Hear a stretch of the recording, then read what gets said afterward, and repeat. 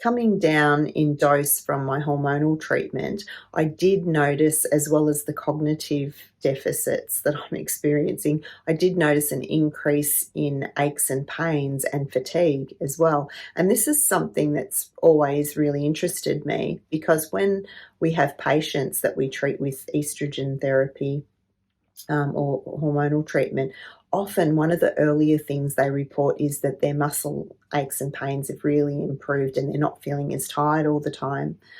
We know that estrogen has anti-inflammatory effects, and that's probably one of the mechanisms that helps it to help to prevent a rise in heart disease risk, for example. So we also know actually that it has immune system priming effects as well. So, it helps your immune system to work better. I wonder in my case if maybe what I'm missing there then is the anti-inflammatory effects of the estrogen as well. So I have done a bit of research, and of course, I've already mentioned once before in these videos how disappointing it is not to be able to continue HRT long term for its longer term health benefits to the heart and bones. So I was interested in finding out, how can I make sure that I don't miss out on that benefit? What can I do now that I can't be on hormonal treatment anymore to help make sure my heart disease risk doesn't rise and my bone density doesn't drop? And also now that I know that I'm sort of feeling achy all the time, how can I get that anti-inflammatory benefit as well? So I've been doing a lot of research about the different kinds of supplements and the evidence base for them. And just for your information, I've decided I'm going to try a couple of things. There seems to be some very good evidence for curcumin, which is the active ingredient in turmeric that seems to be quite anti-inflammatory. So, with that sort of powerful evidence that I found from multiple studies all pulled together, I definitely thought that was worth a try. So I've ordered some of that, which should come any day. And there is some evidence that mixing that with a black pepper extract called, I think it's piperine, also boosts its absorption as well. So I've ordered a mixture of curcumin and piperine in the ideal amounts that I found in the evidence in the studies, and I'll write more about that in some blog posts down track, I think.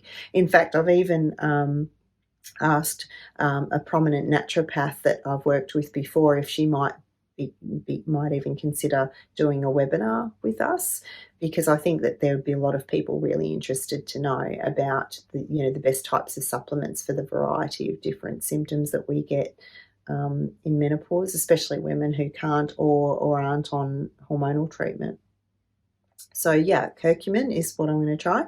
Also, I've known for a long time about the benefits of fish oils and the active ingredients in the fish oils, and I haven't taken those for a couple of years, but I used to take them all the time. So I'm going to get some more of those supplements and start on that.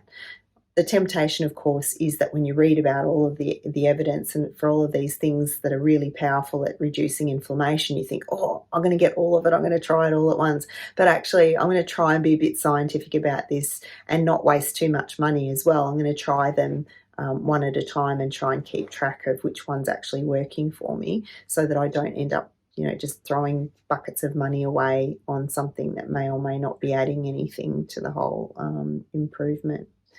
So there, yeah, that's what's going on with me. Not so much the hot flushes, but definitely woolly headed, headaches, cognitive decline, muscle aches and pains. And these are my attempts at trying to offset that. For the moment, I've swapped over from estrogen to tibolone just to help me wean down in my estrogen effects. And also I'm going to try some anti-inflammatory supplements and some fish oil to see if I can get the longer term health benefits and anti-inflammatory effects from something other than estrogen. So